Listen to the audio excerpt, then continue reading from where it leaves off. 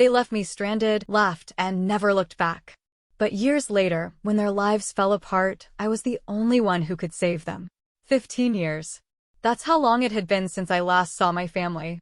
15 years since they laughed, waved, and drove away, leaving me stranded in a state I had never been to before. Let's see if he can make it back. That was the last thing I ever heard my brother say.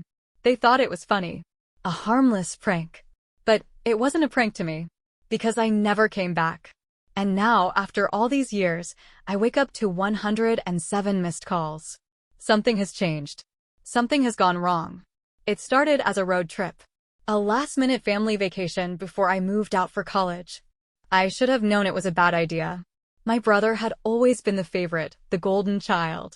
The one who could do no wrong. And me? I was the punchline to every joke. The one they could tease, push around, humiliate. I should have said no. But some part of me still wanted to belong. Some part of me still believed that, maybe, just maybe, this time would be different. I was wrong. We were driving through the middle of nowhere when they pulled over. "Stretch your legs," my father said. "We'll be back in a few minutes." I got out. The air was thick, humid, the sun setting behind empty roads and dense trees. And then, without warning, they slammed the doors shut and sped off. I didn't understand at first. I thought it was a joke. That they'd turn around, laughing, teasing me for falling for it. But they didn't come back. Minutes passed. Then an hour. The sun dipped below the horizon, and I stood there alone, realizing the truth. They weren't coming back. My phone was dead. I had no wallet. No food. Just the clothes on my back and the sinking feeling in my stomach that this was real. I walked. For hours, I walked. Until my legs ached, until my throat was dry, until I could barely think straight. Then, finally, headlights. A car slowed down. A man rolled down his window. "You lost." I hesitated. Because in that moment, I wasn't just lost. I was forgotten. And I had two choices. Beg for help. Try to find my way back to a family that never wanted me. Or disappear. And never look back. I chose the second option. And now, 15 years later, my phone won't stop ringing. They finally found me. But they have no idea who I've become. The phone won't stop buzzing. 107 missed calls. Texts piling up. All from numbers I don't recognize. But I don't need to check.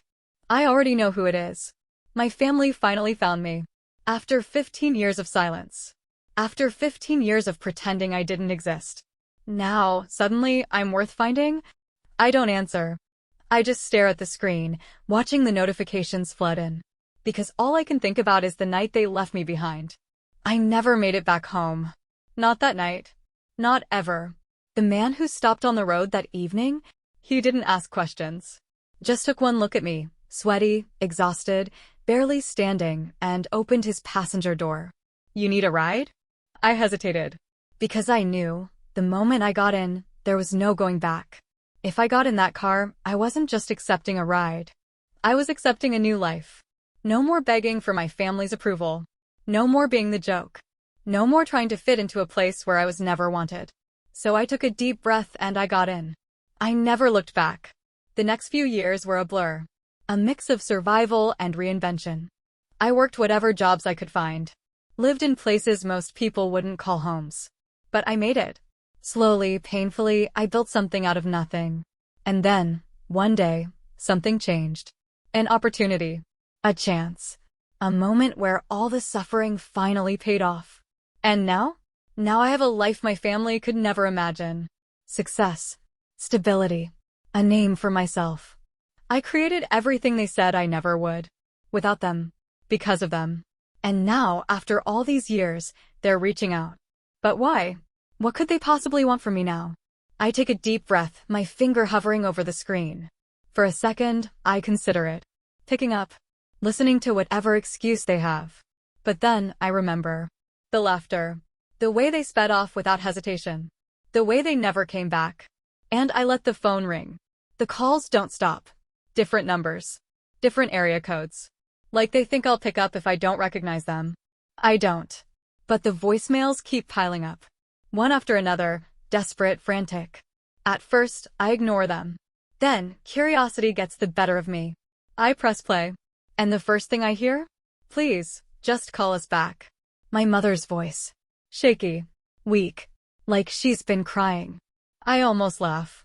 Because where was this urgency 15 years ago? Where was this desperation when I was stranded, alone, with nothing? I delete the message without listening to the rest. But more keep coming. And one sentence, buried in all the begging, finally catches my attention. We had no choice. I freeze. No choice? They had every choice. They chose to leave me there. They chose to laugh as they drove away. They chose 15 years of silence. And now, suddenly, they're the victims? I press play again, letting the words sink in. You don't understand what was happening back then, my mother's voice says, breaking. We were in trouble. We had to do things we weren't proud of. Trouble? That's new. For years, I assumed it was a cruel joke. A twisted prank taken too far. Now they're acting like it was something more? I lean back, listening. It wasn't supposed to happen that way, she continues. We thought we'd be able to come back. I scoff. Because that's a lie. They never turned around. They never even called. They moved on. I remember those first few months after they left me. Sleeping in shelters. Taking whatever work I could find. I had no one. And they just erased me. But now they suddenly care. I keep listening. Things were bad back then, she whispers. Your father, he made decisions that he thought would protect us. But it got out of control. I clench my jaw. Decisions. That's what they're calling it. Not abandonment. Not betrayal. Just decisions. I delete the voicemail. Because whatever excuse they have, it's 15 years too late. The voicemails keep coming. I tell myself I won't listen. That it doesn't matter. That nothing they say can change the past. But that sentence keeps repeating in my head. We had no choice. So finally, I give in. I press play. And this time I listen. You were never supposed to know. My mother's voice is quiet. Worn. Like she's carrying a weight too heavy for her to bear. It wasn't a joke. It wasn't supposed to be forever. I lean forward, gripping the phone tighter.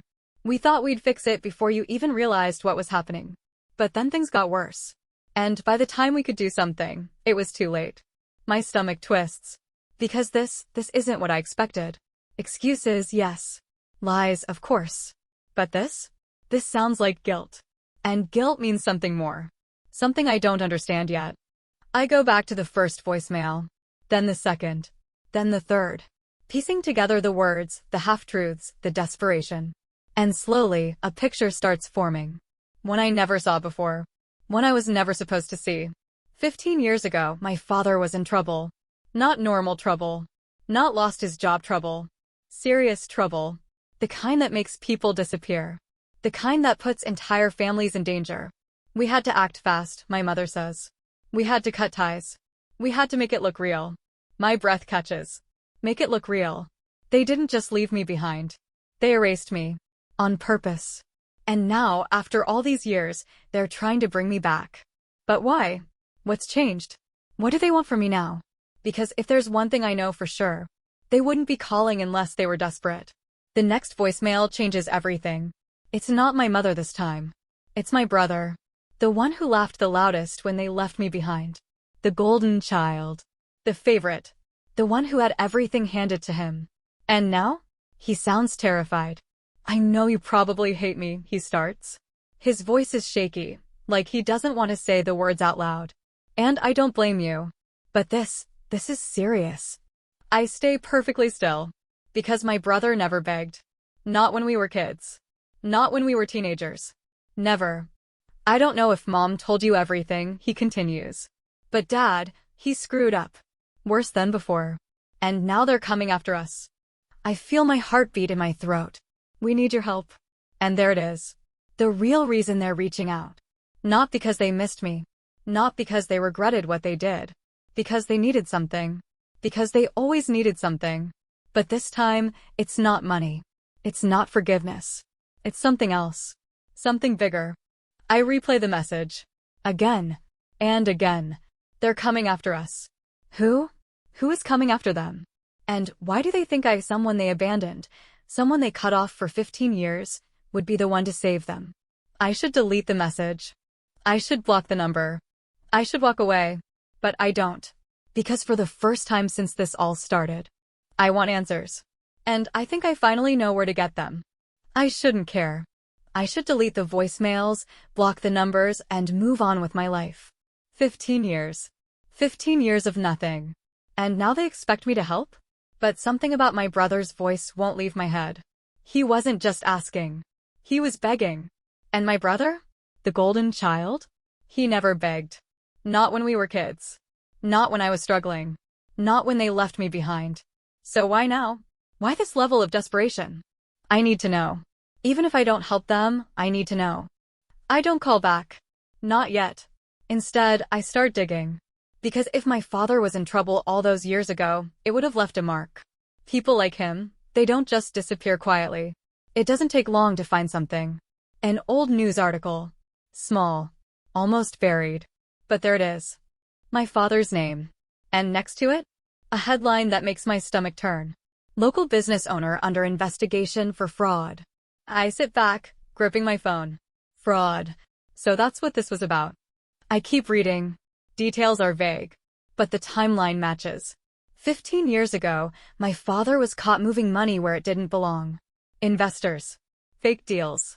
Promises that were never real. And then, he disappeared. No charges. No trial. Like he vanished into thin air. Because he did. Because they ran. And I was the loose end they had to cut. I exhale slowly, staring at the screen. Now I understand. Why they never came back.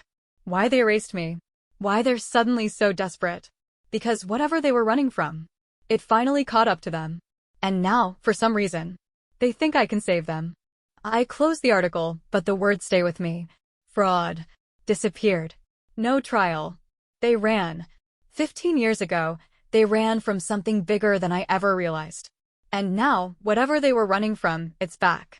And somehow, they think I can save them.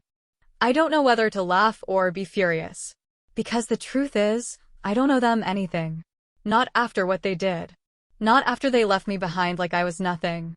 But that doesn't change one fact. They're terrified. And that makes me curious. Because if my father got away with his crimes for 15 years, then who the hell is chasing them now?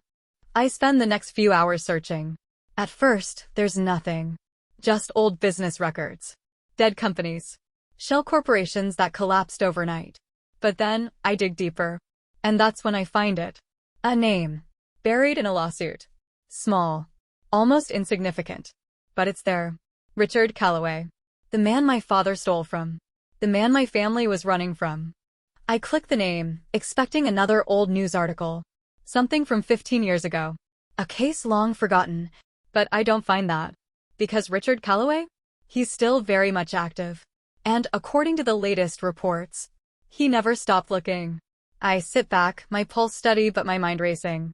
This isn't just about money. If it were, they could have settled. Paid him off. Found a way to disappear again. But they can't. Because Calloway isn't after a payout. He's after revenge. And my father? My family? They know it. That's why my brother sounded so shaken. That's why my mother keeps calling. Because for the first time in their lives, they can't run. And now, after all these years, after all the pain they put me through, they think I'm their last hope. I should block the number. I should walk away. But something inside me won't let it go. Because if there's one thing I've learned in 15 years, it's that nothing stays buried forever. I don't call them back. I don't text. But I don't block them either. Because I need to know. Not just the half-truths. Not just the desperate voicemails. The real reason they're terrified. Because if Richard Calloway spent 15 years hunting them down, then what did my father do to make this man so relentless? The next voicemail comes late at night. I don't know why I pick up my phone. Maybe instinct. Maybe curiosity. Maybe some deep, buried part of me still wants to hear them suffer. I press play. It's my mother. Her voice is weaker this time. Like she's been crying. We had no other choice. I scoff, leaning back. That's what she keeps saying. Over and over. You think we wanted to leave you? She continues. You think it was easy for us? Easy for them? I spent nights sleeping on concrete. I went hungry for days because there was no one to help me. I lost years of my life because they never came back. And now, they want me to feel bad for them? Your father thought it was over, she whispers. He thought Calloway had moved on. I hear her breath shake. But he didn't. And there it is. The fear. The reason for the 107 missed calls. Calloway found them. And now, they're out of options. I stay up late, staring at my phone, debating whether I care. Do I want revenge? Yes. Do I want to hear them beg? Yes. But do I want to get involved? No. Because if my father ran from this man for 15 years, then Calloway is far more dangerous than I ever realized. And if my family is scared, maybe they should be. But something keeps nagging at me. I open my laptop, typing Calloway's name again, looking for more. And that's when I see it. A new article, dated just last week. It's not about Calloway. It's about my father. Man with ties to decades-old fraud case hospitalized after sudden collapse. My stomach tightens. Hospitalized? I click the article, scrolling fast. The details are vague. No confirmed reports on what happened. But one thing stands out. Family members declined to comment. Family members. My mother. My brother. They're keeping quiet. Which means they're hiding something. Which means whatever is happening. It's already worse than I thought. I don't sleep that night. I just sit there, staring at the article. Hospitalized. It shouldn't matter. He stopped being my father the day he drove away. And yet, the longer I look at those words, the heavier my chest feels. Because if he's in the hospital, that means he's not running anymore. And if he's not running, that means Calloway got to him. The next morning, I wake up to another voicemail. This time, it's not my mother. It's my brother. His voice is different. Hello. It's too late. I sit up. My hands clench into fists. Dad's gone. For a second, everything is silent. Like my brain won't process the words. It wasn't Calloway, he says quickly, like he knows exactly what I'm thinking. At least, we don't think it was. He just collapsed. Stress, maybe. Years of running catching up to him. I don't know. I exhale slowly, gripping my phone. Dead. The man who abandoned me. The man who cut me off. The man I spent years hating. And now? Now he's just gone. I should feel something. Anger. Sadness. Closure. But all I feel is empty. Because the truth is, I never needed revenge. I never needed an apology. I just wanted to know why. And now, the only person who could give me that answer is dead. And I'll never know. I listen to the rest of the voicemail, but it's just my brother rambling. Plans for the funeral. What's left of our father's estate. Then, at the very end, his voice lowers. Calloway isn't done. I freeze. Dad might be gone, but we're not. And he still wants something. A chill runs down my spine. Because my father was the one who wronged him. So why is he still after them? Why is he still after me? I sit there, gripping my phone, and realize. This isn't over. Not even close. My father is dead. The man I spent years hating, resenting, gone. I should feel relief. Closure. Maybe even satisfaction. But I don't. Because this isn't over. Not for my mother. Not for my brother. And definitely not for me. Because Richard Calloway is still out there. And if he spent 15 years chasing my father, he's not going to stop now. The next voicemail comes at midnight. Unknown number. No name, but I know who it is. I don't pick up. I just listen. A slow inhale. A pause. Then a voice, calm, patient. Your father thought he could escape me. I stare at the floor, gripping my phone so hard my knuckles turn white. But I don't forget. And I don't forgive. My breath stays even. No anger. No fear. Just cold understanding. Because I know men like Calloway. I've met them before. Powerful. Ruthless. The kind of man who doesn't just take revenge, he destroys. This doesn't end just because he's dead, the voice continues. I'm still owed. And someone has to pay. I exhale slowly. Because I know exactly what he's saying. My father is gone. So now, it's me. I should run. I should disappear like they did. But I won't. Because I'm not my father. I don't lie. I don't hide. And I don't let the past control me. So instead, I call my brother. He picks up immediately. His voice is unsteady, exhausted. You heard the message. I nod, even though he can't see me. What do we do? I take a slow breath. Then, finally, we end this. Because this cycle of fear, of running, of waiting for the past to catch up, it dies with me. 1 week later, I meet Richard Calloway. Not in some dark alley. Not in secret. I make sure he knows exactly where to find me. Because I'm done hiding. He shows up in a sleek black car, stepping out like he owns the world. And maybe he does. But not mine. Not anymore. He studies me. Calculating. Waiting for fear. But there is none. Because I've already lost everything. Because I've already lived through worse. And he can see it. I say only 4 words. I'm not my father. A pause. A flicker of something in his eyes. And then he laughs. Soft. Cold. Like he finally understands. And then, just like that, he leaves. Because men like Calloway? They don't waste their time on ghosts. And as far as I'm concerned, that's all my father ever was. A ghost. A lesson. And now? Now I'm free.